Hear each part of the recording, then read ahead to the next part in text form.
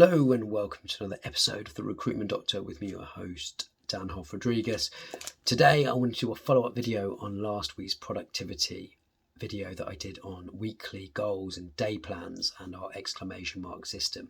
And let me tell you about my follow-up. My follow-up's all about productivity apps, some of the technology and some of the systems I have in place that ensure that I can be as productive as possible. And number one is my audit system. So I regularly audit my weeks and my months, and it's important that you do at least sort of 2 to 3, 4 weeks really in order to really get a good spread of the way that you utilize certain tasks, the way that you audit your day. And how I do this is I have a spreadsheet which I start off with at 6 a.m. in the morning, so 6 to 7, and each of those hours are broken down into half an hour, and all you're doing is just really breaking down what you're doing in each of those times, and this goes really hand in hand with your day plan because it allows you to see how long certain tasks are taking, but it also allows you to really span out and see how you're utilizing your days and your weeks, and to ensure that over that sort of 2, 3, 4 week period you're able to analyze where you could get time back, and this is also to prevent things like procrastination. By the way, it's good to check out. I'm not talking about procrastinating in terms of utilizing those 15-minute periods and those 1 hour slots I talked to you about in my other video, but I'm talking about where you procrastinate, maybe looking at the screen, looking out the window, maybe messing about on Instagram, looking at your phone, to ensure they can really be productive throughout those days. So that's my number one thing. My second thing is my to-do list. I use To-Do, or Microsoft To-Do. Look at the logo, but there's loads of other apps like Todoist. I have utilized things like Trello before. I use sometimes a simple sort of notepad, but I have got a to-do list which I bring into every day, as well as my weekly to-do list, which is off the back of my exclamation mark system. So always use a to-do app, or simple pen and pencil is also completely fine. My third thing is Otter.ai. So for meetings, I always use Otter. Now Otter is a great app to effectively transcribe meetings where you're not maybe a fast writer, or you can't write shorthand, and it basically transcribes any voice meetings that you're on, which is really, really useful for someone like myself who really struggles to multitask when it comes to writing down notes whilst listening. Obviously, if you're in a meeting with other people that are external to your business or whatever, you do need to get consent for those people when you are recording, but they are very useful when it comes to writing up things like minutes. The fourth app of choice is, for me, Grammarly. Now, when you are writing posts or you're writing blogs, Grammarly is really great, and this is just the free edition. You don't need to pay for it. This is really useful for me when it comes to effectively being able to ensure that all my social media posts, any things that I'm using on my phone for writing, tweeting, is checked and spell checked, because sometimes you never know when you're at speed, you're writing posts. It's a really useful app to ensure that you're not making basic spelling mistakes. And falling that short, if you're writing something that's a little bit longer, follow the rule. Write that text in Word to ensure that you're getting that spell checked, or in Google Docs to ensure that you're not going to get egg on your face and have any spelling mistakes, because if something's going to lose you credibility, it's spelling and grammar. My next app is Canva.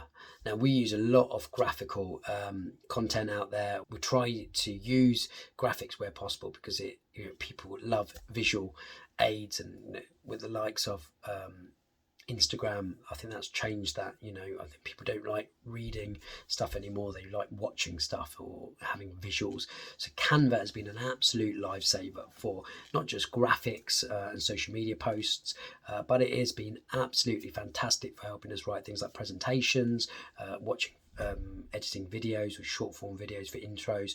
It's an absolute game changer. If you've not tried Canva, where have you been? The next app on my list is something called Engross. It's something that I found very recently based on my obsession with time, and it's all around that whole procrastination thing I was talking about at the start of the video.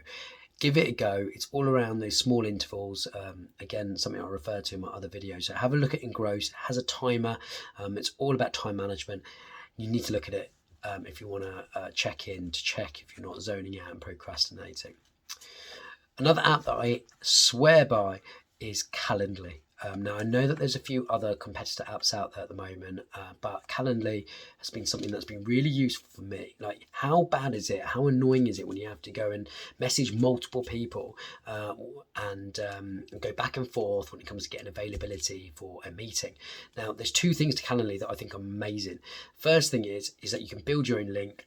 So, for example, if candidates need to check in with me, if employers want to speak to me about future hiring needs, they've got a link bespoke to them that they can just go book it in my diary, and it is effectively sits in calendar, so it already knows when you're busy, when you're not, and it allows them to go and book that in your diary. And Calendly is great because you can book out slots. So all my slots are booked out at certain times when I'm spending time with the kids, doing bedtime, dinner time. But the other thing that's really good about it is that, a bit like Doodle Poll, if you need to give people certain time slots, you can give them 6 time slots over the course of a week where you're trying to gather multiple people in for a meeting. So I chair my school's PTFA, so this was great for getting people's diaries synced for a meeting I was holding. It's a really useful thing that is outside of having to use something like Doodle Poll. It's all integrated. So Calendly's up there. Which is just fantastic. The next thing for me is Google Drive. And Google Drive's wonderful. It's great for sharing documents, things like Google Docs, sharing spreadsheets, Google Sheets, and other things that are in their suite. And it's free. It's great. It's limited, obviously, in terms of storage. So, of course, if you reach a certain amount of storage that's stored in the Google Drive, then you have to pay for that. But it's great for when you're sharing documents with teammates and colleagues. So, if rather than sending a Word document which needs to be edited and saved and then sent back out, Google Docs is stored in the cloud, allows people to either edit, to comment, or just view. So that's been an absolute lifesaver for me. And my last two, Asana. Asana for me is great for managing projects. So we've got obviously various projects that we're constantly working on internally. We've got our Smart Brand, we've got the Brand Muse. Asana allows you to delegate certain tasks to different people. We can see where we're at with the timeline, and again, it's really useful to use as a to-do list as well. So check that out. It's all in one, free, great. You can get a mobile app and obviously utilize it. It's all cloud-based as well, so no saving it, just automatically saves. And finally, my favorite app, which I just feel is phenomenal, it's come from the tech scene, Slack. It's an all-in-one communication messaging system, takes you away from emails. You can set up various channels. You can DM people privately, and it's something that we've been using as a business. It's something that our clients utilize with us. We've got businesses that we help with their initiatives that utilize it as well, and it is brilliant because, again, all in one place, takes away from emails. When you're searching emails, this platform for me is a must use. So those are my top productivity apps. I'd love to know what your top productivity apps are that you would recommend that we use. If there's any rival ones that you think are better than the ones I've suggested, I'd love to hear from you. Like, comment, share. I'm out of here. See you soon.